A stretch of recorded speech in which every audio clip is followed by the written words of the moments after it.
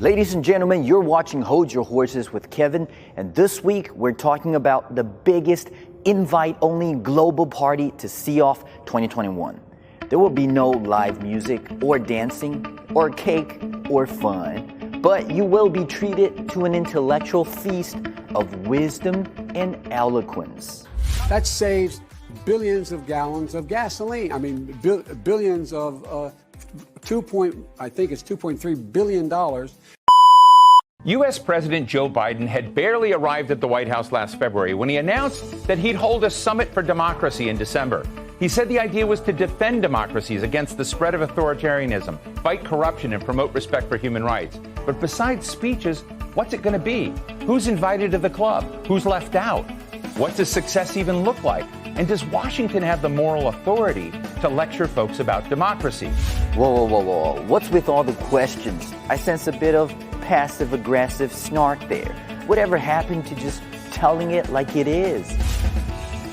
The United States of America takes pride in being the torchbearer of democracy. This is a country where thousands stormed the Capitol building, remember, after refusing to accept the results of a democratic election. It is the same country where a black man died with a white police officer kneeling on his neck for 8 minutes. America preaches equality to the world, but practices racism and discrimination at home. Before it comments on other countries, the U.S. should turn the torch to itself. The myth of freedom in the land of the free has long been busted.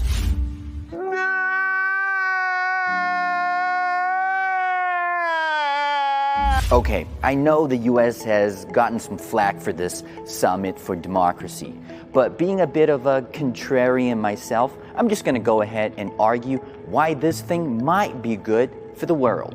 Just think about how the U.S. used to promote democracy, and now it's been downgraded to pretty much just a Zoom call. I mean, what's the worst that could happen at a Zoom call? I was thrown out of the meeting. So was Councillor Birtwell. Mrs. Weaver, please. If you disrupt this meeting, I will have to remove you from it. You can't. You have no authority here, Jackie Weaver. No authority at all. What are you talking about? You don't know what you're talking about. Could I ask you to be respectful to Jackie Weaver, please?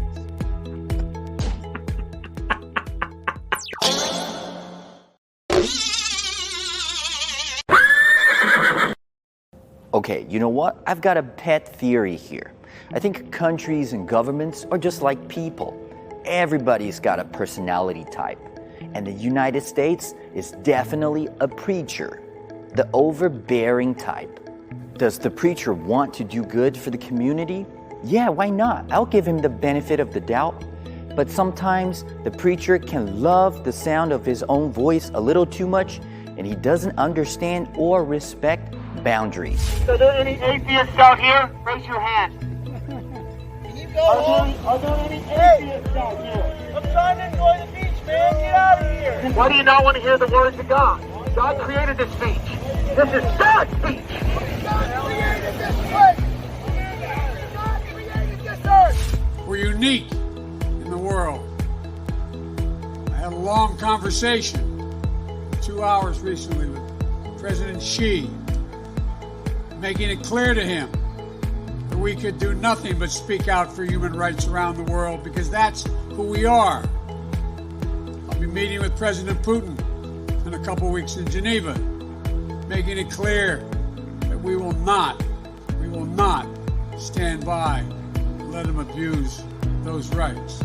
And in spite of all the lectures and big talk about ideals and values, he fails to live up to his own sermons. And worse yet, he practices the opposite of what he preaches. They are some of the most popular TV preachers in the country. We're family here.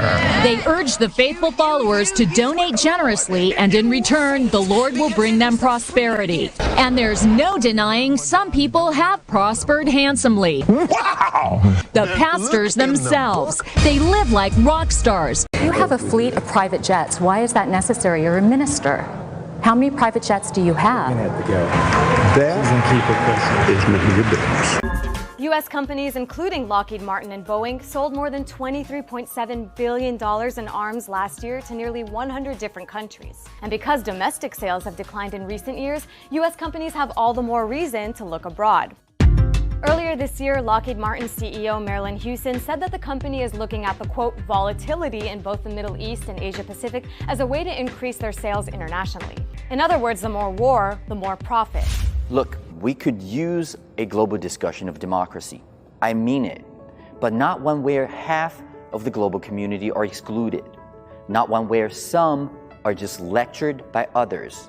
And not one where a profound sense of self-righteousness will certainly prevent any meaningful learning or progress. And if the preacher just can't resist the urge to preach, he'd be wise to always put his actions before his words.